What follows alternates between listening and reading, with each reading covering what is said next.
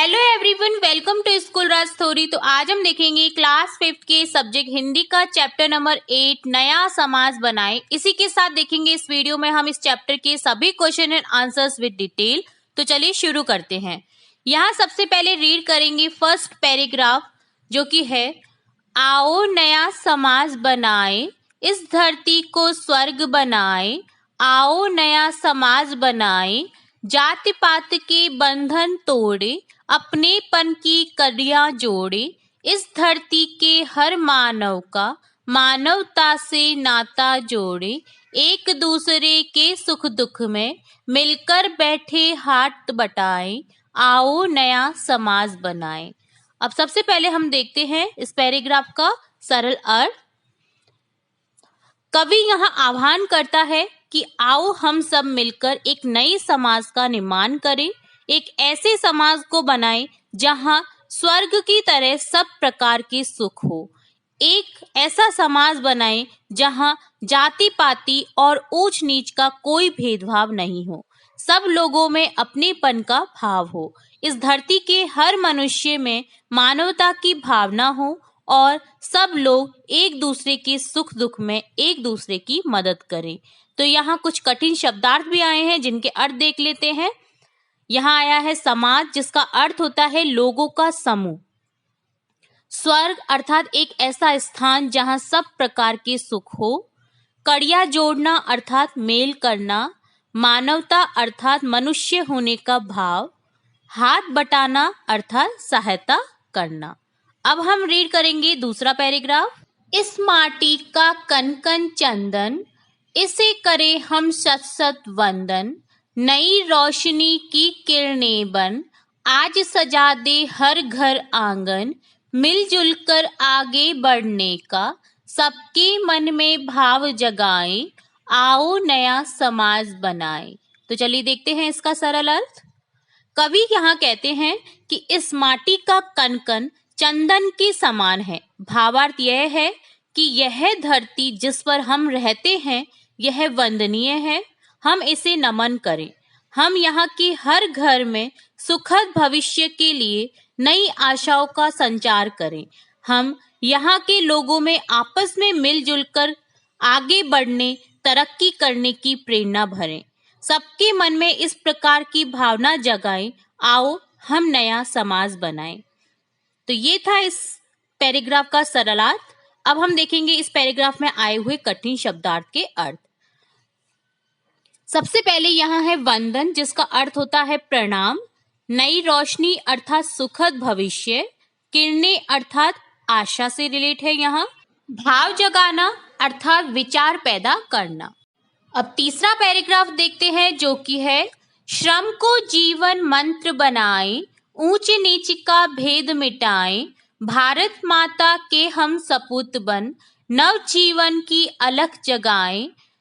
धरा सभी की गगन सभी का, यही प्रेम संदेश सुनाएं। आओ नया समाज बनाएं। तो अब हम देखते हैं इस पैराग्राफ का सरलार्थ। यहाँ कवि कहते हैं कि हम नए समाज में हम मेहनत से काम करने को अपने जीवन का लक्ष्य बनाएं। समाज में ऊंच नीच का भेदभाव समाप्त कर सभी के दिलों में आपस में प्रेम भाव को पैदा करें। हम इस भारत माता के अच्छे पुत्र बन लोगों में नवीन विचारों, तरक्की और उन्नति के नए ज्ञान का प्रचार प्रसार करें। लोगों को यह संदेश दे कि यह धरती और आकाश हम सबका है। हम सब आपस में प्रेम भाव का प्रसार करें। अंत में कवि कहते हैं कि आओ हम एक ऐसा आदर्श समाज बनाएं। अब हम देखते हैं इस पैराग्राफ में आए हुए कठिन शब्दों के अर्थ। सबसे पहले यहाँ आया है जीवन मंत्र, जिसका अर्थ होता है जीवन का लक्ष्य। सपूत अर्थात सुपुत्र। नवजीवन अर्थात नया जीवन। अलख जगाना अर्थात नए विचारों का प्रसार करना। धरा यानी धरती। और लास्ट में है गगन, जिसका अर्थ होता है आकाश। ये था नया समाज बनाई कविता का संपूर्ण भावार्थ। इस पाठ का सार यह है कि इस कविता में एक ऐसे समाज के निर्माण की कल्पना की गई है जो एक आदर्श समाज हो, जहाँ के लोगों में वसुधैव कुटुंबकम की भावना हो।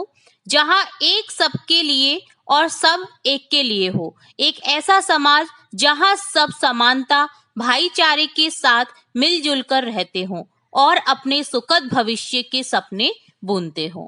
अब हम देखेंगे इस चैप्टर का अभ्यास कार्य। यहाँ हमें अभ्यास कार्य में शुरुआत में दे रखे हैं शब्द, जिन्हें हमने कविता के भावार्थ के साथ साथ ही देख लिया था। फिर भी एक बार फिर से रिपीट कर लेते हैं।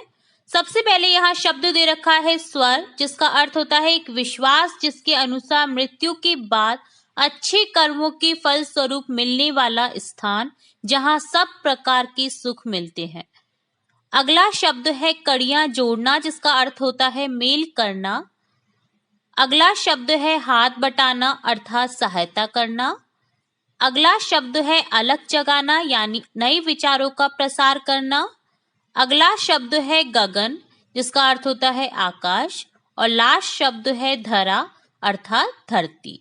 नेक्स्ट पार्ट है उच्चारण के लिए। यहाँ कुछ शब्द दे रखे हैं जिन्हें हमें बोल करके देखना है। शब्द है बंधन, वंदन, चंदन, मंत्र, संदेश, कड़ियां, श्रम, आंगन, स्वर, बनाए, तोड़े। नेक्स्ट पार्ट है सोचे और बताएं, जिसमें क्वेश्चन है निम्नलिखित पंक्तियों को पढ़ें और इनके शब्दार्थ या भावार्थ को जानें। यहाँ कुछ हमें पंक्तियां दे रखी है जिनके हमें शब्दार्थ और भावार्थ को जानना है।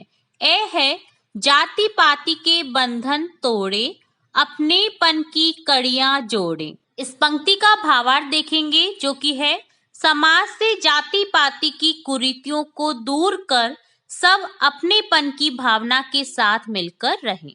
बे है मिलजुल कर आगे बढ़ने का सबके मन में भाव जगाएं। तो अब इस पंक्ति का भावार्थ देखेंगे, जो कि है समाज के सभी लोगों के मन में एक दूसरे की सहायता और सहयोग करते हुए आगे बढ़ने की भावना पैदा करें। नेक्स्ट है धरा सभी की गगन सभी का, यही प्रेम संदेश सुनाए। तो चलिए देखते हैं इस पंक्ति का भावार्थ। लोगों को प्रेम से यही बताएं कि इस धरती पर सबका समान अधिकार है। ये धरती आकाश हम सबके लिए है। नेक्स्ट पार्ट है लिखिए, जिसमें क्वेश्चन फर्स्ट है रिक्त स्थानों की पूर्ति करें। यहाँ कुछ सेंटेंसेस दे रखे हैं जिनके रिक्त स्थान को हमें फिल करना है। तो चलिए देखते हैं आंसर। ए में लिखेंगे इस धरती के हर मानव का मानवता से नाता जोड़े। इसी तरह बे में लिखेंगे नई रोशनी हर घर आंगन, नई रोशनी की किरणें बन आज सजा दे हर घर आंगन। से में लिखेंगे श्रम, दूसरे ब्लैंक में लिखेंगे बनाए, तीसरे ब्लैंक में लिखेंगे भेद मिटाएं। श्रम को जीवन मंत्र बनाएं, ऊंच नीच का भेद मिटाएं। सेकंड क्वेश्चन है भारत माँ के सपूत बनकर हम कौन कौन से काम करें। यहाँ आंसर लिखेंगे भारत माँ के सपूत बनकर हम लोगों की तरक्की और उन्नति के लिए नवीन ज्ञान का प्रचार प्रसार करें, समाज से ऊंच नीच का भेदभाव समाप्त करें। नेक्स्ट थर्ड क्वेश्चन है कविता के आधार पर नया समाज कैसा होगा। यहाँ आंसर लिखेंगे कविता के आधार पर नया समाज स्वर्ग जैसा होगा, जहाँ ऊंच नीच जाति पाति की भावना नहीं होगी। हम सब लोग मिलकर रहेंगे और एक दूसरे के सुख दुख में हाथ बटाएंगे। नेक्स्ट क्वेश्चन है कौन सा संदेश सुनाने की बात कविता में कही गई है। आंसर लिखेंगे कविता में सबको प्रेम संदेश सुनाने की बात कही गई है। नेक्स्ट क्वेश्चन फिफ्थ है हमें किसका भेद मिटाने की आवश्यकता है। यहाँ आंसर लिखेंगे हमें ऊंच नीच का भेद मिटाने की आवश्यकता है। नेक्स्ट क्वेश्चन सिक्स्थ है नई रोशनी से क्या तात्पर्य है। यहाँ आंसर लिखेंगे नई रोशनी का तात्पर्य सामाजिक बदलाव लाने से है। इसका आशय जाति पाति के बंधनों को समाप्त कर आपसी मेल जोल वाले सुखद भविष्य से है। नेक्स्ट क्वेश्चन देखेंगे। नेक्स्ट क्वेश्चन 7 है हमें एक दूसरे के प्रति कैसा भाव रखना चाहिए। यहाँ आंसर लिखेंगे हमें एक दूसरे के प्रति भाईचारा व समानता का भाव रखना चाहिए। नेक्स्ट पार्ट देखेंगे। नेक्स्ट पार्ट है भाषा की बात, जिसमें क्वेश्चन है कविता में अनुस्वार व अनुनासिक प्रयोग वाले शब्दों को छांटकर लिखें। तो यहाँ हमें कविता में देखना है कि अनुस्वार वाले शब्द कौन से हैं और अनुनासिक वाले शब्द कौन से हैं। तो हम यहाँ सूची बनाएंगे जो कि इस प्रकार है। यहाँ हमने लिखे हैं अनुस्वार शब्द। अनुस्वार क्या होता है? जिसमें ऊपर बिंदी आती है, जैसे बंधन, जोड़े, चंदन, वंदन, किरणे, मंत्र, तोड़े, संदेश।